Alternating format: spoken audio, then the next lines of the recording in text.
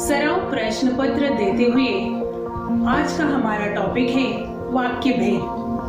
वाक्य के दो भेद यानी दो प्रकार अर्थ के आधार पर और रचना के आधार पर है।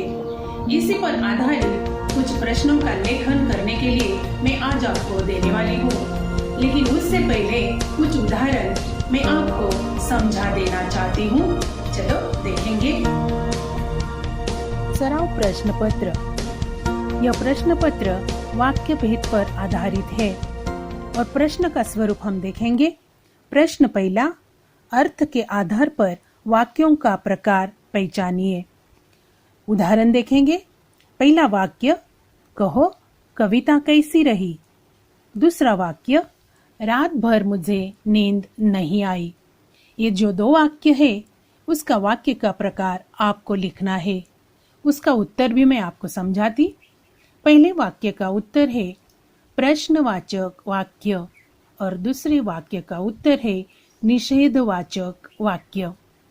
तो इस प्रकार यह प्रश्न मैंने आपको उदाहरण के साथ समझाया है।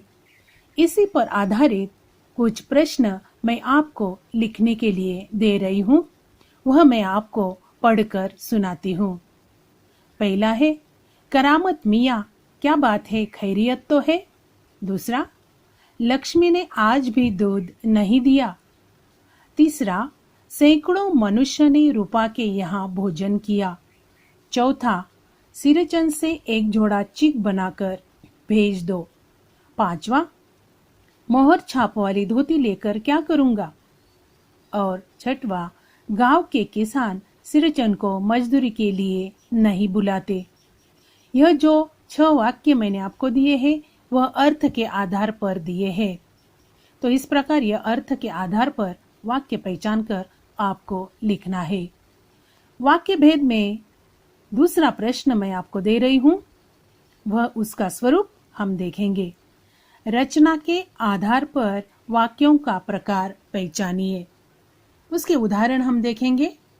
पहला वाक्य, मैंने कोई पाप नहीं किया और न ही कोई चोरी की है। दूसरा वाक्य, उमा से कह देना कि जरा करीने से आए। ये जो दो वाक्य मैंने आपको पढ़कर सुनाए उसका वाक्य का प्रकार यानी रचना के आधार पर यह वाक्य का प्रकार आपको लिखना है। इन दो वाक्यों के उत्तर भी मैं आपको समझाती। पहला वाक्य का उत्तर है संयुक्त वाक्य और दूसरे वाक्य का उत्तर है मिश्रित वाक्य।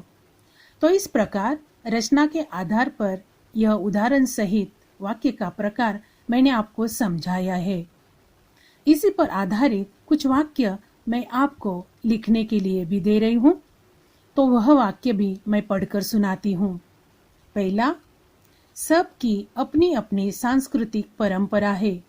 दूसरा, डॉल्फिन मछलियाँ छोटी थी और बच्चों को आनंद आया।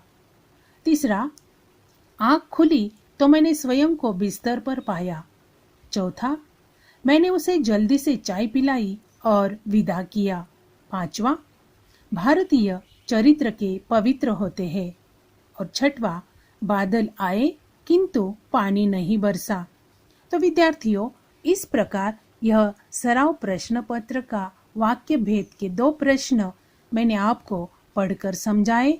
इसका लेखन आपको करना है। विद्यार्थियों, वाक्य भेद समझाते हुए कुछ वाक्य अर्थ के आधार पर और रचना के आधार पर मैंने आपको समझाए हैं। आप समझ ही गए होंगे।